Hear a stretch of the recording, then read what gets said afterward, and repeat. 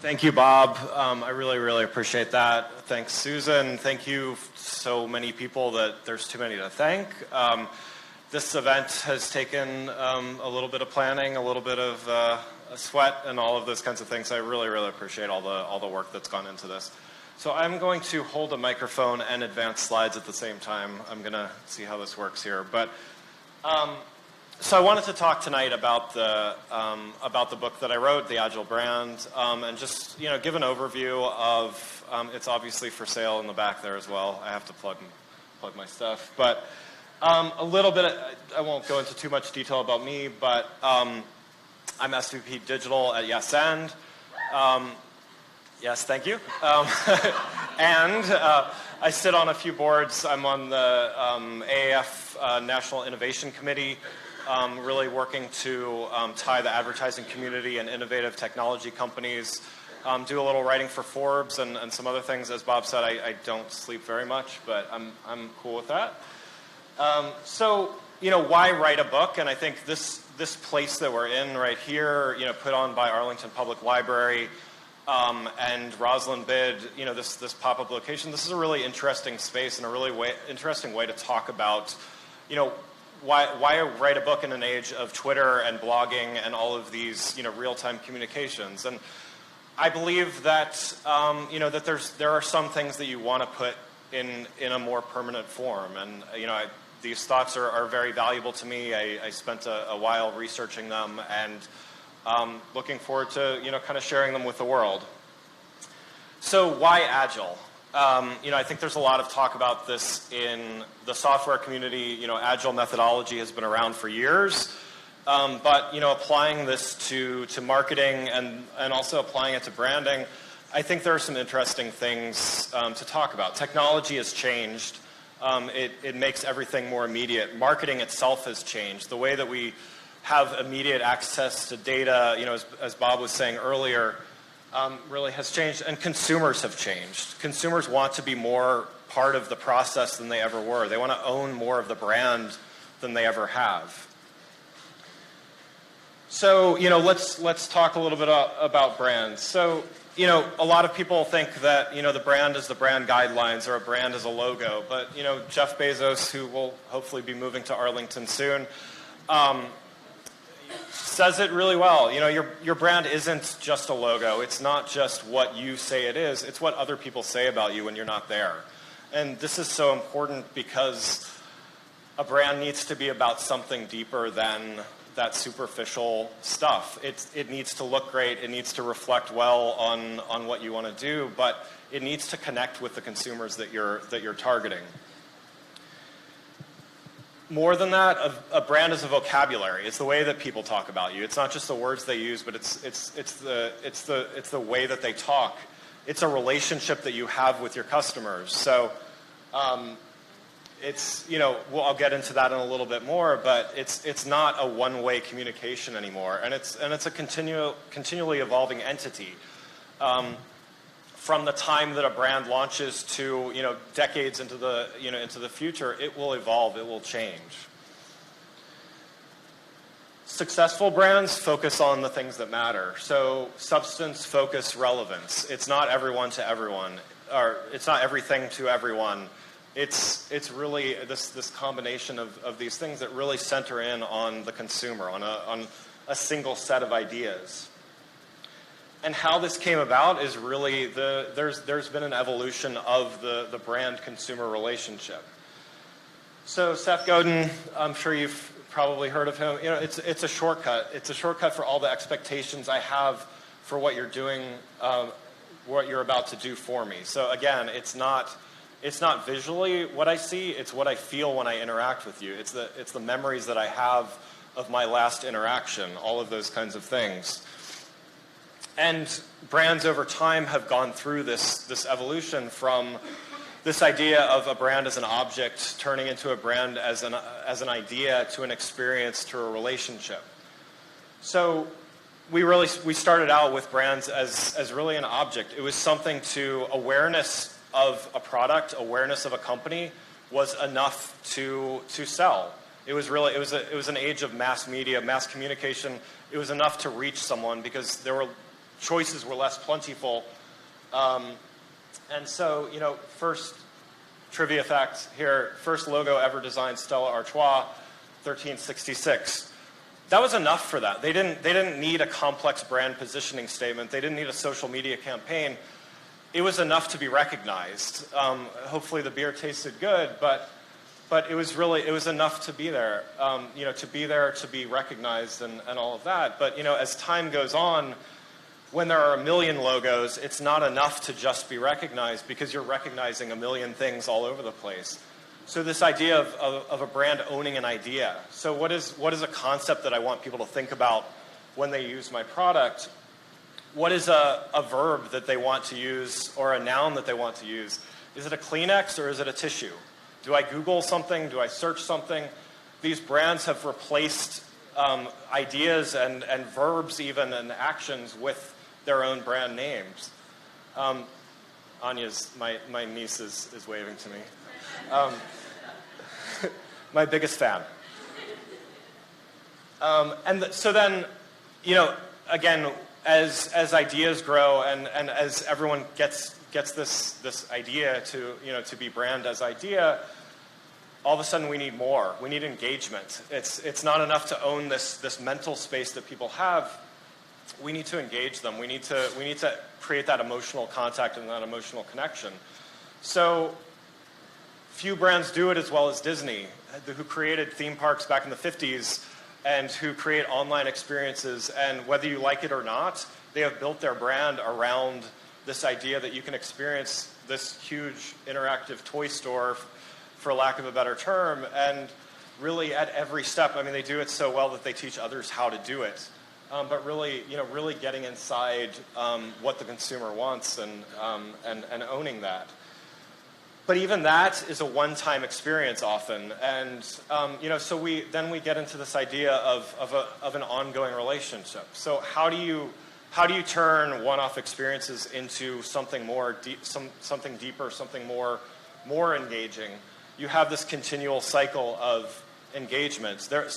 Someone is not always buying, but they can always be engaging you with you in some way, whether you're helping them, helping them with something or really helping solve a problem. You're not always selling, but you're always there. You're always present. And as this chart shows, it's not just about a sale. There's customer service after a sale. There's education before a sale. All of these things, the brand really needs to own all of those places, or they're going to lose you. So what changed to make this happen? So the difference between winning and losing is he who treats the customer the best. It's not necessarily about being first to market. It's not necessarily about even having the best product. It's about how do you interact and engage with your customers. So I've separated this into five things that really have changed with the customer experience. So social transformation, which really the way that we interact not only with each other, but with brands. Brand as experience, which I talked about a little bit ago. Market disruption and exponential technology, so things like AI, machine learning, all of that. The modern customer experience, which is device agnostic, and agile marketing and access to real-time data.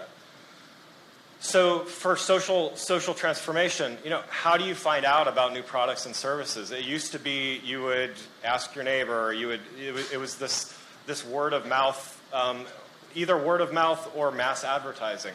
There are a million ways to find out about new products. You can, whether people are trusting reviews more and more often than they ever did, like from random people that they've never met. You can ask Alexa questions about things and find instant answers. So this whole idea that social media has transformed the way that we socialize and we find out about information. Brand as experience. So is Nike a shoe company? Do they make clothes, or are they about experience and a lifestyle? They revolutionized this whole idea of brand as experience with a product before there were apps, when there were still iPods. They came up with Nike Plus, which really took them beyond selling shoes. It's sure they make a lot of money selling shoes, but it's about more than that. It's about the experience that you have after you own the product. do you Uber or do you take a taxi? I mean, again, Uber has owned that idea of getting from point A to point B. They also disrupted an entire industry. And then, the exponential technology. So, the last time you engaged with customer support, was it really a person? Was it a chatbot? Do you really know? Sometimes it's hard to tell. All of these things are learning and working in real time. And, modern customer service. So how many different ways can you interact with Amazon? I actually managed to get them on the phone the other day, which was actually not very easy, but it's much easier to interact with them every other way for what it's worth. But you can tweet them, you can access through the app, you can ask Alexa, you can go through the website, all of these things. The consumer wants to interact when, where, how they want to, and with whatever device, with whatever medium they want to interact. And finally, agile marketing. So this idea that big data turns into real-time data, turns into the ability to number crunch and get access to things to be agile whenever we want to. We can change marketing campaigns on the fly and have the access and the knowledge to be able to make intelligent choices. So about Agile. So there's some problems with the way that the traditional method of, Agile started with software development. So, from Scotty from Star Trek, the more they overthink the plumbing, the easier it is to stop up the drain. So this whole idea that, so much planning goes in at the beginning of a project or some kind of campaign, and you think through every single scenario, and yet you run this thing, it's in market, and doesn't work. So what do? Do you wait 6 months to change it? No, you don't necessarily go through this process of such detailed requirements that you can't back out of them. It's an expensive way to do things when you have such immediate access to data and to the knowledge that can make things better. So the first application of Agile, which is really this series of sprints that get us to the ideal iteration, really started with software development. So we use that often with things like website development, app development, but it can be applied to marketing because, again, the same things apply. We come up with base requirements, we iterate, we make it better, we use data, we use better understanding to make things better. Finally, we get to that point where we are optimized.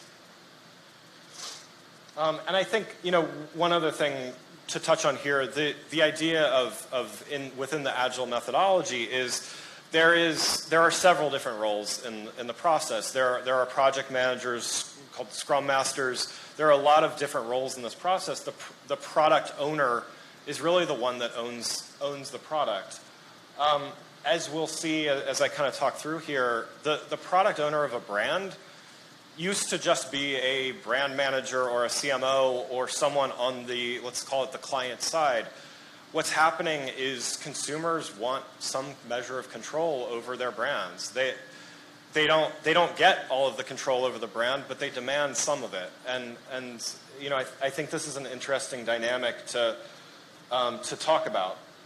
So Agile Brands, these are the things that they value. They value long-term customers over short-term sales. They value dialogue with customers over broadcasting one-way marketing messaging.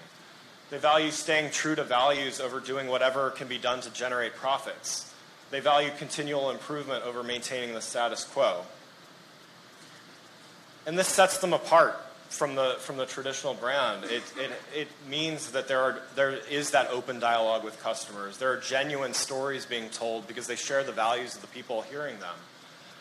They use data to drive deeper insights and to grow. They think holistically about the customer experience. They know that consumers are all over on any device at any time.